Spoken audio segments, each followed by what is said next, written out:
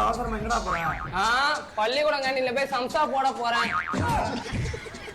சம்சாவை போடு, இல்ல போய் சர்பத்தை கூட போடு. ரொம்ப தலைவலிக்கு, முதல்ல போய் ஒரு டீயை போடு. நான் முதல்ல போலீஸ் ஆகிக்கிறேன்டா. உன்னெல்லாம் கடவுளுக்கு சொல்லி உள்ள போறேன்டா.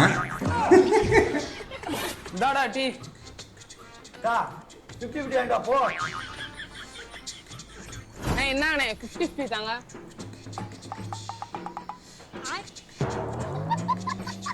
நல்லா வாய சம்பாதிக்கிற நார வாய திங்கிறான்.